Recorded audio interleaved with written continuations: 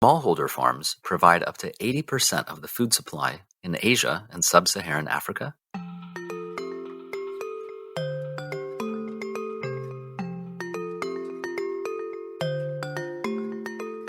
Welcome to Sustainability Matters Today, where you'll learn about the fantastic work people and organizations are doing right now to heal our planet through environmentally friendly products and methodologies. My name is Daniel Hartz, and I speak with amazing champions of sustainability who prove a clean and beautiful future on Earth is possible because green practices oftentimes make financial sense. I aim to uncover the important role money plays in people's decisions to adopt and commit to environmentally friendly practices in order to create a chain reaction of positive change. In each episode, you'll also learn practical steps you can take every day to live a more eco-friendly lifestyle. Let's jump in. In this episode of Sustainability Matters Today, I interviewed Jeff Abella, co-founder of Moka Origins, a bean-to-bar chocolate manufacturer and specialty coffee roaster, and champion of economic development through sustainable agriculture. Founded in 2015, Moka Origins has been empowering rural African farming communities by providing smallholder farmers with technical training and sustainable marketing links while supporting the local economy through their chocolate and coffee products. In April 2019, Moka Origins won the Bronze Prize in the annual Fedex Small Business Grant Contest. They also received the Innovator of the Year award from the Wayne Economic Development Corporation in 2017. Please make sure to subscribe to the Sustainability Matters Today podcast to learn more about other champions of sustainability like Jeff. I hope you enjoyed the episode. Thank you for joining me, Jeff. Great to have you on the show. Absolutely. Happy to be here, Daniel. I'd love to start with a quick autobiography and learn more about you. So can you tell us a bit about your journey on how you got to where you are today? Yeah, you bet. So we are Moka Origins, and we're a bean-to-bar chocolate company and specialty coffee roasting company. And my, journey, as you put it, really started about 13 years ago when I found out about an incredible not-for-profit called the Himalayan Institute based in Pennsylvania. Mm-hmm. And I was working in the Midwest in Madison, Wisconsin, doing audio engineering for a recording studio. And at that point became familiar with the Himalayan Institute and really what it does globally with international development work in communities that are kind of still developing, as well as in the U.S., which is really focused around wellness and health. And so in 2007, my wife and I moved to Pennsylvania to become part of the Himalayan Institute's volunteer team, and more specifically to lead some developments in West Africa in a country called Cameroon. Awesome. And how did you get involved? Why specifically Cameroon? Yeah, so the institute that we had started working for was already looking at places within West Africa to start its projects. And these were projects that historically they had done in India, a lot of development work in India, building libraries and schools. And we're invited to West Africa and ultimately Cameroon to bring that model of community development there. And it just kind of timed out perfect with my wife and I's interest of joining the Himalayan Institute and the startup of those programs in Cameroon. And so we were part of the kind of founding team to go over there and create a really nice base of people within Cameroon, the Cameroonian community members, and kind of start the project from scratch. And so that was, already 12 years ago. Wow. I'm sure that time goes by really quickly. That first project that you started, what exactly was it that you were doing? So the whole kind of point was to create a network of community centers, and these community centers run by local people from the communities that we're working with, to work with them to establish public libraries, a network of holistic health centers, mm-hmm. School of carpentry and construction, and then a wide range of environmental projects like reforestation efforts, tree plantation projects, even deep well water projects for drinking water in some rural communities. That's really cool. And so is that those projects are really how you got started in this sustainability, quote unquote, or kind of environmentally friendly projects? Absolutely. Yeah. So we jumped in kind of with both feet, my wife and I, and within about a year and a half, I was appointed country director for that project in Cameroon. And since then have spent about half of my year there, and then in other projects that have kind of spawned off of that in central Mexico, working with coffee farming communities, as well as in South India and North India. And so Cameroon and the village that we're in Kumbo, in the northwest region, has really kind of become our home, and just absolutely fell in love with the culture and the community, and continue now to take our children there. And what started as a network of health centers and libraries has evolved into something even richer than that, which is directly working with farmers who are growing cocoa and coffee. Got it. So that's where Moka Origins came from then. Exactly. Yeah. That's where the whole idea of sustainability from an environmental standpoint comes into play.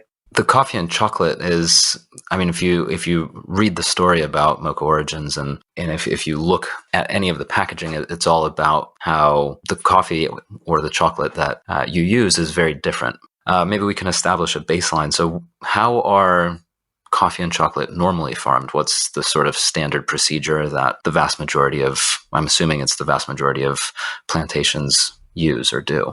Sure thing. So when we started working with these farming communities in our libraries and health centers, we started really getting more just connected with them at a human level, and kind of couldn't ignore what they were doing on their other time, which is farming coffee and cocoa. And so we really kind of took notice at what were some of the shortcomings within that sector. And over the course of years, our interest became very concentrated on finding ways to add value to the coffee and cocoa sector at origin, so at the country of origin. And what's neat about a lot of West African production of coffee and cocoa, something that I find very interesting, is that it's called smallholder farming, where, for example, our Cameroon coffee bean that we roast and sell and work with is grown by 3,700 farmers. And then this is different than like big plantation, more commodity style coffee, which is often owned by one farmer or one plantation and uses mechanized production to grow. And so what's neat about that is it's a really kind of diversified wealth. It really diversifies the wealth, in that we're now working with 3,700 farmers. And there's a lot of challenges with that, of course. There can be quality inconsistencies, and there can be a lot of challenges around getting them certified. And we can talk more about that in a minute. But really what I liked about it was the fact that we can have this connection and really engage in thousands of farmers' lives and hopefully make a meaningful difference. And so when we started, it was just Cameroon, it was just these coffee farmers, and then that turned into cocoa farmers there as well. And one thing that was clear was the lack of education or input back into these communities. In other words, there was people buying and trading these beans, but there wasn't any like reinfusion of knowledge or wealth back into these communities. And so before we actually started roasting coffee or making chocolate, we started a farming project. And this was my business partner and I's idea to create value back at the country of origin. So we started a farm, and we started growing cocoa and other tree crops, other tropical food crops, as a way to kind of reinvest back into the communities that were exporting those crops. And that's kind of our commitment towards adding more value back at origin. So that's where the word origins comes from then. Exactly. And mocha for coffee. Yep. Yeah. Mocha meaning coffee and chocolate. Okay. If you order a mocha latte, it's usually meaning you're ordering a coffee with chocolate in it. And that's true. Right. So mocha is this, to us, it kind of represents Cameroon, the place where they're able to grow coffee at the higher elevations and then sustainably grow cocoa at the lower elevations. And Origins, it's kind of like the origin of our company. It's the origin of these two different ingredients. So that's that play on words there. Yeah, it's a good name. I like that it has a story to it. So, and you mentioned that they grow, that the farmers you work with grow sustainably, the coffee and the chocolate. So what does that mean exactly? I mean, what's unsustainable chocolate and coffee farming, and then what is sustainable? You bet. So sustainability is something that we talk a lot about, and I think the world is talking a lot about it. And to me, there's different meanings to it. And when we talk about it in terms of environmental sustainability and its role in coffee and cocoa production, I guess what we're talking about really is the effects on the environment, and if the practices being used to grow and harvest and process the cocoa beans and coffee beans, is it one that is using practices that are not deteriorating the environment, but adding maybe more richness or a value to it. And so organic farming, or just even being more mindful with the inputs that some farmers are using. And it's a really tough thing. You have to lead by example. So when we started farming coffee and cocoa, it was clear that it's a lot to ask someone to stop doing what they've been doing for like generations and generations. Right. And so it's actually not even an appropriate request. So what my business partner and I have done, first thing, it was a kind of a local project. So we have a whole local board of directors that are all Cameroonian that help really kind of architect like the vision of this project and base that off of the needs of the community. So when we talk about sustainability, I also like to mention like the human element of that, the sustainability from engaging community members that are local. And why that's sustainable is because if Moka leaves, or if I leave, my business partner leaves, the project's not going anywhere. It's actually managed locally. There's a local board of directors that governs it. And there's a little even business model that supports it so that there's financial sustainability as well. And to take it a step further, we're also teaching how to grow coffee and cocoa in a way that's environmentally sustainable. So I think holistically, if we look at the word sustainability, there's several different facets that we need to look at, including like the human element, the financial component, as well as the environmental part of it.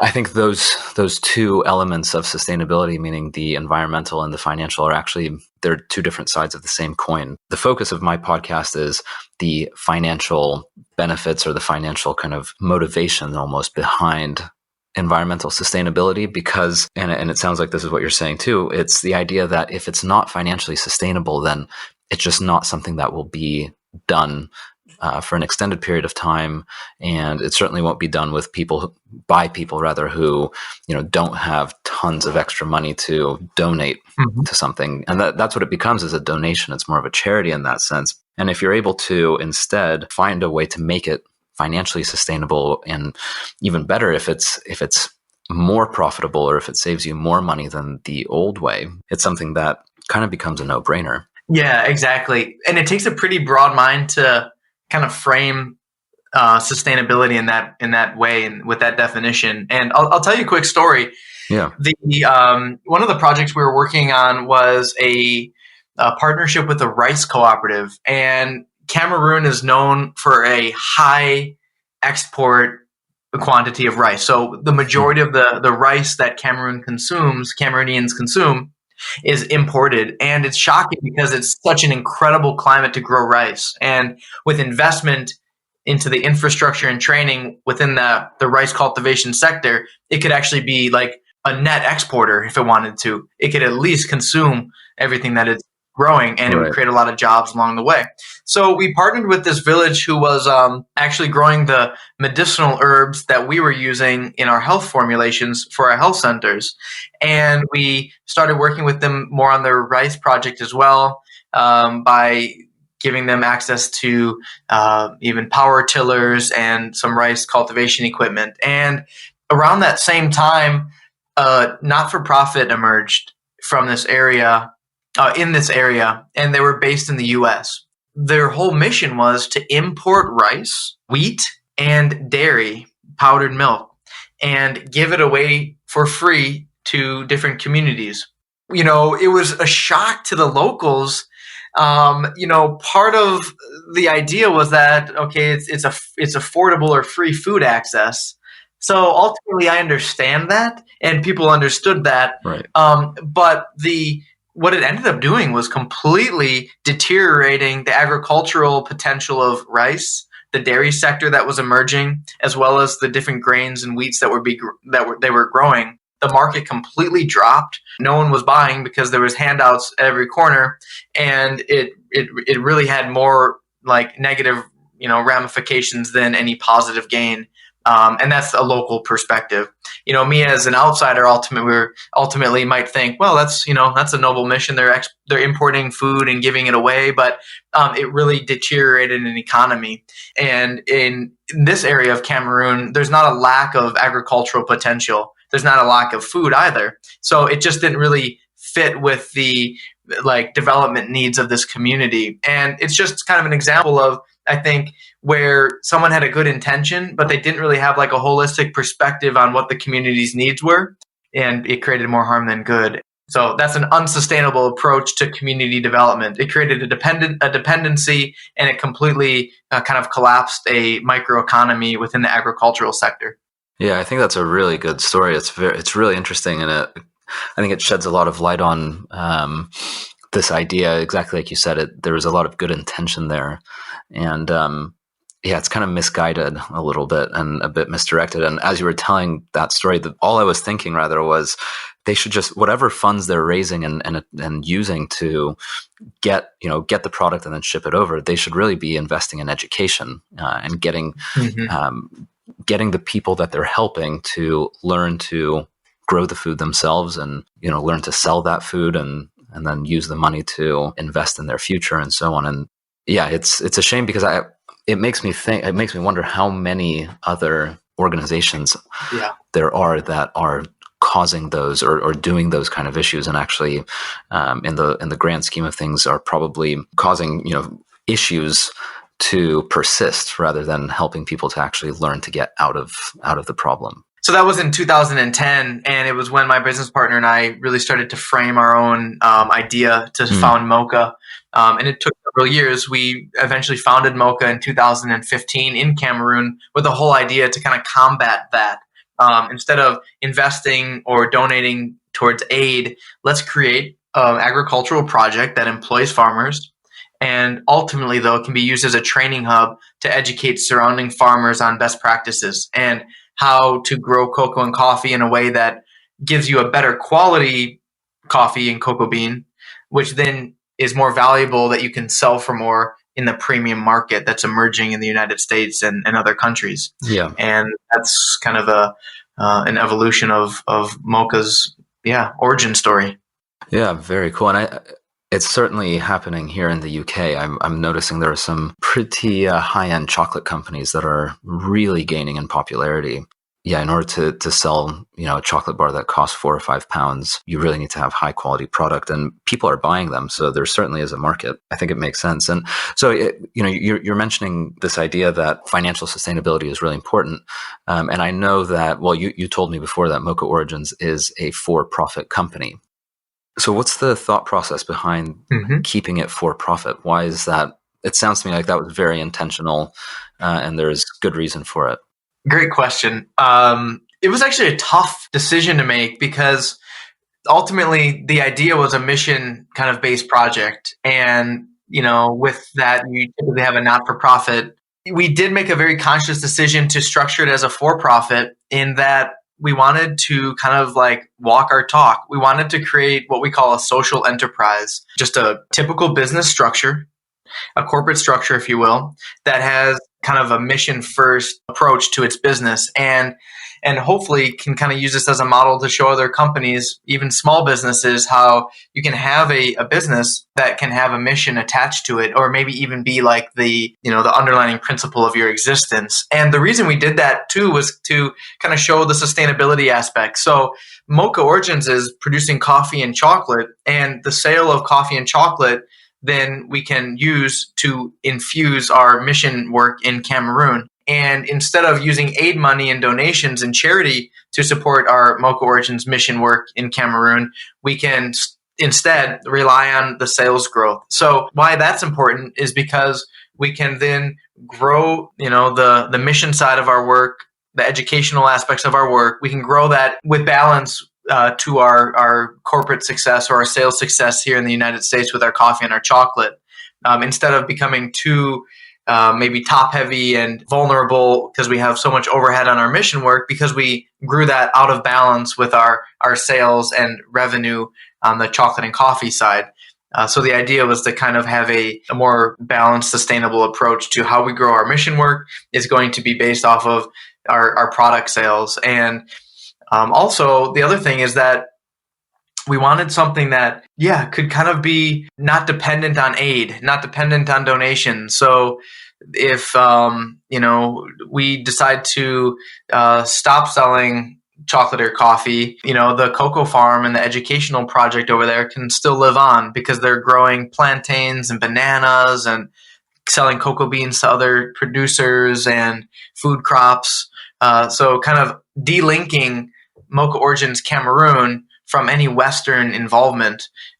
We can help fuel it with product sales as we gain those and grow that. But at the same time, we're not creating any dependency. They can operate autonomously and really grow as they need to as well.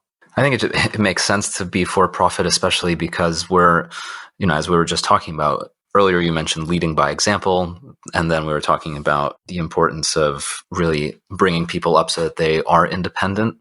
And if those two things are important to you, and it's important to instill those kind of thought processes into others, then you should lead by example and be for profit and show others that, actually this is something that we can do ourselves. We don't require any help from anyone else. We just need to have the right systems in place. And then before you know it, we're a profitable company. We're independent, like you said, and everyone wins. Yeah. Definitely. And the other example too, Daniel, is like telling the world that just good sourcing of your ingredients, I don't care if you're making chocolate or coffee, it could be anything, sourcing responsibly can really influence some positive change at the countries of origin. So even if you're a shirt manufacturer and your cotton's coming from this country, well, make sure it's coming from an ethical source and then buy as much as you can and sell as many shirts as you can, because the sale of your product with it being linked to a well-run, ethically sourced farm is going to create a lot of potential for those farmers versus looking at them as beneficiaries to your cause.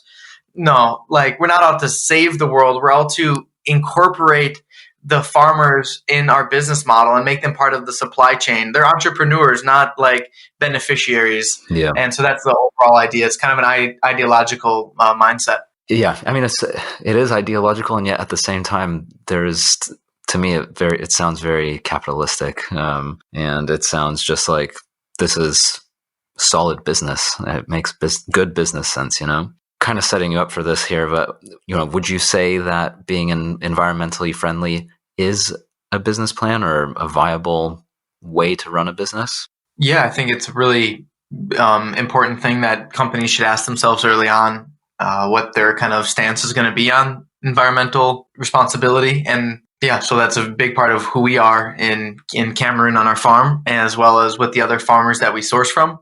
And within Moka here in Honesdale, Pennsylvania, when you come into our factory, we'll show you how we're zero waste and really take it upon ourselves at a cost to be more responsible with the environment.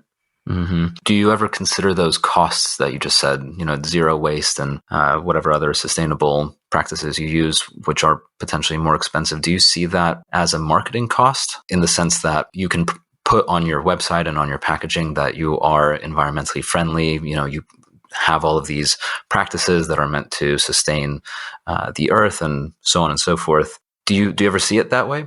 Absolutely. I think companies often see it that way. Well, it's a marketing intention that the consumers need to see. So let's put it there. Mm-hmm. And I think that's a problem.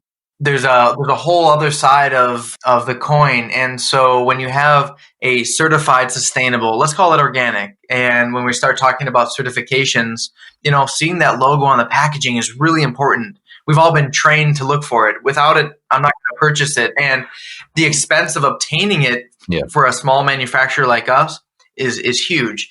Currently, we have 8 different certifications that we abide by, and it's a massive financial commitment for us. And it only covers us for the different ingredients that are also certified. And what I mean by that is we source organic produce from all over the world, but not all of it is organic certified because a lot of the farmers that we source from don't have the access to the certification resources. The cost of certification is very high. And we've kind of taken it upon ourselves to source from really unique farms and origins around the world. And we take great pride in that we're unlocking the potential of all these great farms. However, they don't have the ability to get a certification like maybe their neighbor who had more resources. It's the same bean, the same organic grown principles, but one could afford the certification and therefore the label is on the product and the consumers are only buying his product versus the neighbor who's using everything the same but couldn't afford that certification. So there's a whole story to tell about uncertified organic. And I think the downside to certifications and how consumers respond to certifications and the other side of the coin as far as the negative effects to not buying uncertified organic produce. Yeah, and I know that when we were talking earlier, you mentioned that you actually prefer working with products that are not certified. And some of the ones that you mentioned are organic, fair trade, Rainforest Alliance are the big ones. You also mentioned UTZ, and that's Z for Zulu. What are these certifications? As you said, people were trained to look for them, and yet here you're saying that you actually prefer working with products that are not certified. So where's that kind of like discrepancy, and how do we think about it?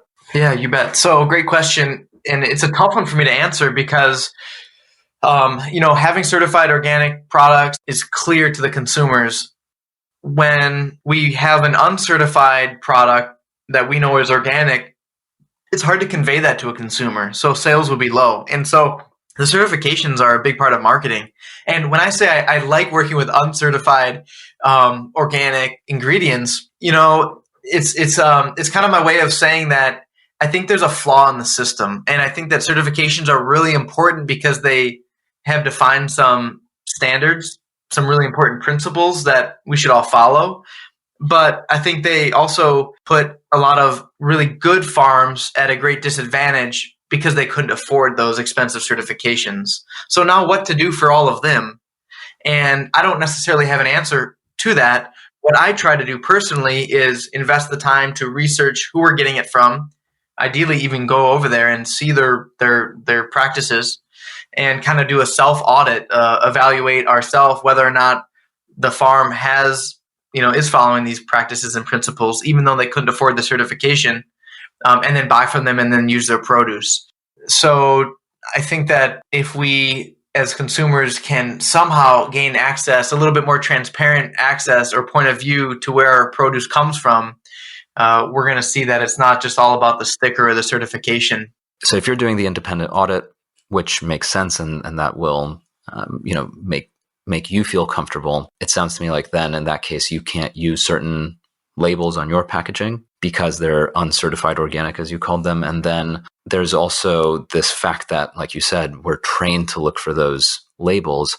How can consumers choose the best options that, I guess, perhaps help the most number of people, or that support, the people who really deserve it and simply can't afford a certification? So I go to a store, how can I make sure that I'm actually buying a really good product, even though I'm not seeing the labels that I know I should be looking for? I think one thing that consumers can do is get to know their food a little bit better. And, a lot of people shop maybe based off of value. And there's economic reasons why that's like really important too for a lot of people. But if we're in a place where we have some choice, I think spending the time to choose wisely is really important, and getting to know the brands that they're buying from. So, for example, you might see like direct trade. That's a term that's used commonly to talk about the relationship between the manufacturer and the person growing the produce. So direct trade would imply that they have greater visibility to where their produce is coming from. Well, great. Then check out that brand and see what are some of the values that they, hold and abide by, and just getting a little bit closer with the brands that we purchase from, understand their story and their intentions, so it's not like a quick answer. I don't think there's any like stamp or label that you can really put on it. But I think that we could all do a little bit more, spend a little bit more time cross-checking to see what companies are we buying from, and what are their methods of ensuring quality and environmental responsibility for the foods that they're making. Yeah. It's interesting because you mentioned transparency earlier. And I would imagine that that companies that are perhaps using, just going back to that term you mentioned, uncertified organic produce, they're going to talk about that on their website. I guess the point is that we don't necessarily need to rely on any sort of governments or anything to force companies to be more transparent, although it could potentially be helpful. Companies like Moka Origins, you're going to be talking about the fact that, here are the people that you work with, here's what it's supporting, here's the quality of the produce, here's what we look for. And all of that information will be written on your websites. I think it really just comes down to the consumer spending a little bit more time researching and finding those products that actually match the values that they have and that they want to support. And if you're able to do that, then you can confidently purchase something, and at that point, you start voting with your dollar, which I think is probably the strongest vote that any person has. Yeah, and what's also interesting is like the values around these sustainable certifications they're all about promoting sustainability, but it's almost like the practice itself isn't sustainable, and this is from a farmer perspective. I think you summed it up well. What can we do? Well, we can do our homework and our research and try to get to know the companies we're buying from. And hopefully they're telling the stories of the values about the produce. But I think we have a lot of work to do to kind of refine our certification standards and the cost of those certifications, especially how they affect the producers who are the most vulnerable, oftentimes the least compensated part of the supply chain. Yeah. Switching gears, because I think certainly something that you focus on and spend quite a bit of time doing is eco tours. I think it'd be really interesting to hear more about what these eco tours are and what they focus on, just in the light of how the farmers are oftentimes the most neglected part of the supply chain. So can you tell us a little bit about, what are these eco tours? What do they focus on? What are some of the places you go? Yeah, I'd love to know what you hope people take away from these trips, and after they do the trip and they're back home, what do you hope people reflect on and think about moving forward? Absolutely. The whole idea behind our eco trips, or what we're calling origin trips, are kind of exactly what we've been talking about as far as transparency. But it's the idea that Moka should take it upon itself to try to close the gap between the consumers and the growers and create a more direct relationship between everyone in the supply chain. And so it's kind of this idea of like radical transparency. It has a lot of people nervous as far as other companies. I had one company reach out saying, well, that's just extreme. Yeah. You're willing to kind of disclose the farmers and, your compensation and in your relationship from point A to point Z. And yeah, we find a lot of richness in that actually. When my wife and I started sourcing cocoa and coffee, we'd go out on days, week-long expeditions to these, corners of like Cameroon and have these incredible experiences in these villages and really get to know the farmers. And it was never about like, is this chocolate going to be cost competitive and valuable on the market? Which is an important part of business, but that was never the kind of starting goal. And I think that experience added so much more appreciation for us as far as how we value chocolate and how we now think about anything we consume or anything we even engage in. Like I mentioned, the shirt and the cotton and the whole story behind how that was grown. Mm-hmm. I think there's such a lack of kind of understanding around the source of everything that we consume on a daily basis. And I think that if there was more of an understanding, ultimately there'd be more of an appreciation. And if there was more of an appreciation, then I think a more sustainable relationship would exist between consumers and the producers. And so the whole idea behind our origin trips are to take people on a week-long journey to the source of the beans that we use to make our coffee and our chocolate, and live with the families, volunteer on their farms, really experience what is life like in the communities that are producing these beans, and contributing a little bit, but really gaining a ton of insight into the producing world, while then having an incredible journey to some far off places. So there's a lot of cultural exchange and kind of cultural experiences that exist on these trips, from different like local rituals and ceremonies, as well as then some fun ecotourism things, so swimming, waterfalls, and some really like environmentally friendly, low footprint travel adventure. Yeah, sounds like a lot of fun. And I think organizing that and actually doing it on every year must be just amazing. It's pretty incredible. It's like, chocolate and coffee.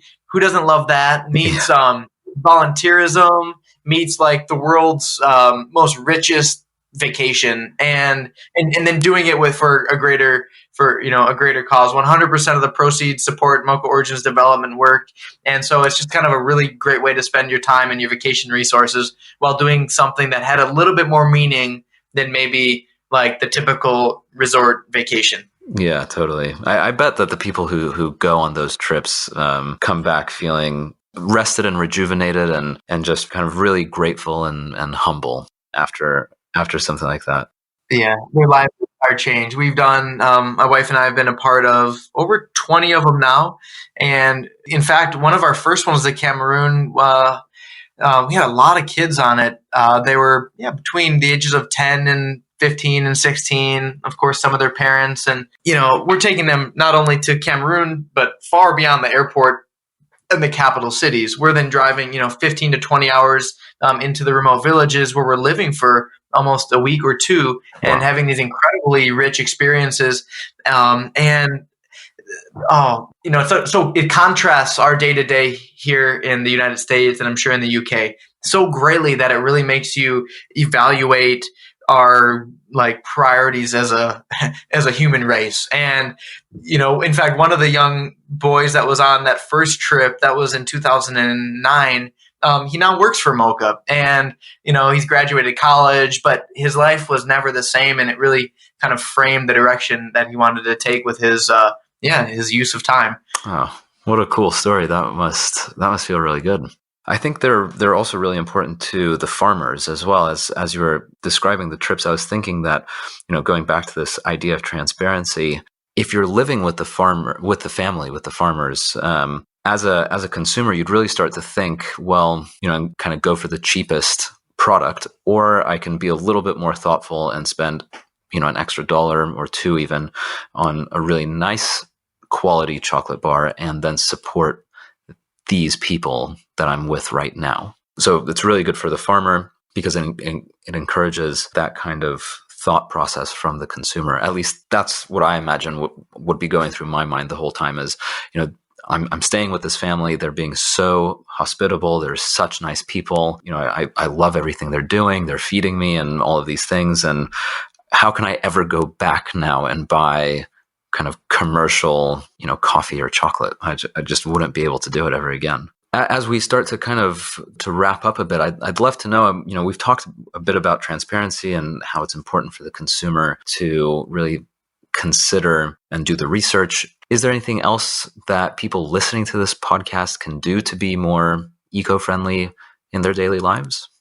Yeah, consume with, I think, in intention and appreciation. So consume with intention of feeding, things that are healthy and focused around good health and wellness for your own body, and then having the intention of doing so in a responsible way that supports everyone who grew it. And so in the sustainable kind of sense, with the intention of consuming food that uplifts everyone in that supply chain.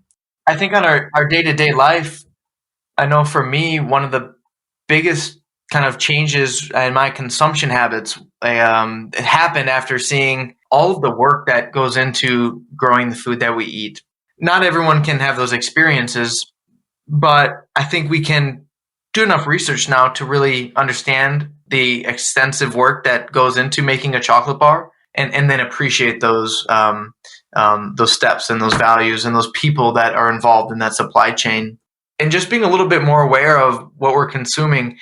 I get caught up in it, and I'll even be doing the math on, a cost of this product, and kind of be breaking down the ingredient costs in my head and running numbers. And I've caught, several instances where it just doesn't add up. And so the commoditization of food has created such a disconnect between consumers and the growers, and a lack of appreciation. And I think we're so values driven, value as far as value of a cost savings, that we're consuming at a rate that's not really sustainable on the planet, nor those involved in that supply chain. And there's never going to be any positive change on the farmer level, or even on the manufacturing side, if that scale isn't evened out a little bit. So I think just on a day-to-day basis, slowing down a little bit, appreciating what we're consuming, and doing our best to kind of evaluate what ingredients are going into the food that we're eating. Yeah, I think that sounds really reasonable, and I'm sure you've seen this as well. And there's all these studies that are starting to come out that show that high quality produce that's grown is it just has more vitamins and more nutrients in it. So you actually need less food in order to get everything you need to be healthy. So maybe you're spending a little bit more money on a chocolate bar, or produce like tomatoes and lettuce or whatever it is. You actually need less food, because one of those tomatoes goes a lot further in terms of nutrients than kind of commercially grown tomatoes that aren't as lovingly grown or sustainably grown. Consuming with intention and appreciation, and when you slow down, you're able to really appreciate and realize you don't need to eat as quickly or as fast. And I think that's some great advice. If people want to try out your chocolate and the coffee, where can people go to actually get some? You can go to mokaorigins.com. That's our website, and it's kind of our storefront to the world. Mm-hmm. We'd be really happy to hear from you as well. You can email us at hello@mokaorigins.com. We love questions. We love ideas. And you can also follow our blog too, and all the stories from the farms that we work from. Perfect. And just for the record, Moka is spelled with a K, so that's MOKA origins.com. And Jeff, can you also sign up for one of the origin trips on the website there? Absolutely. You can sign up for our trips. You can even sign up for a subscription to our chocolate or our coffee. Excellent. As well as you can even come to our factory in the Poconos in Pennsylvania. And we do free tours and tastings, and spend a moment with everyone who comes in the door to talk about our story and our intention, and teach you a little bit about chocolate and coffee. Awesome. Sounds like there's a lot of things to do on the Moka Origins website. So definitely worth checking it out. Well, cool, Jeff. This has been a lot of fun. Thank you so much for your time. Really interesting to hear about the work you're doing, and I look forward to seeing what you do next and where the other trips you end up going. Sounds great. Can't wait to share that with you. All right. Talk to you soon. Thank you so much for the time, Daniel. Appreciate you taking the moment with us. Of course. Thank you.